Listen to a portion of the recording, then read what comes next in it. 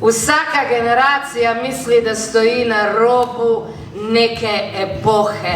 Tekst, poln bahavosti, humorja in cinizma, uspe ujeti duha divjanja skupine prijateljev skozi 3 različna življenjska obdobja, poudarjajo ustvarjalci predstave Konec epohe. Mario Dragojević o svoji vlogi in sami predstavi. Gledamo en čas, jaz sem pač del te trojke, ki se med seboj podpira, pa tudi ruši v nekih razmerjih med seboj. To je predstava za ljudi, ki niso več mladi, zato da nehajo na mlade, oziroma da bi lahko poskusili nehati na mlade gledati kot na nekaj, kar je še neotesano in nerazvito. Rdeča nit je zagotovo prijateljstvo in pa medsebojna iskrenost. Vse se začne s to eno isto idejo, tem istim drekom. To je skupina ljudi, ki so umetniki in ki so homoseksualci, kar je dvojen odmik od ustaljene družbe.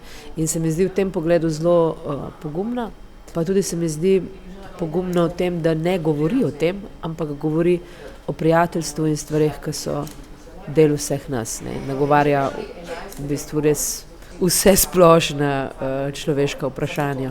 Dodaja igralka Marjuta Slamić. Svež, mladosten in živ tekst Dina Pešuta je prevedel in na oder postavil Jaka Smerkolj Simoneti. Mislim, da gre za prav en mikrokozmos o odraščanju. Konec epohe kot nek konec obdobja adolescence, mladostništva, nekako sprejemanje odraslega življenja in realnosti, v kateri živimo. Rekel bi, da je to predstava, v kateri bodi si za navdušenje, bodi si za zgražanje, vsekakor upam, da ne bo pustila nikogar hladnega.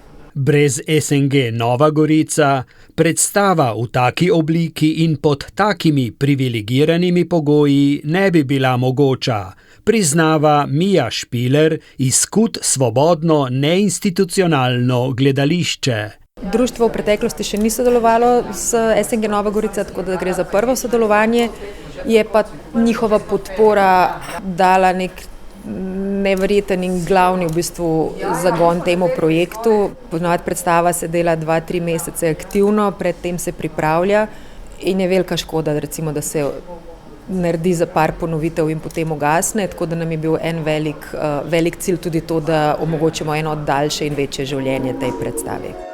Mi dipingevo le mani e la faccia di blu. Poi d'improvviso venivo dal vento rapito. Neč ni žalostno. E incominciavo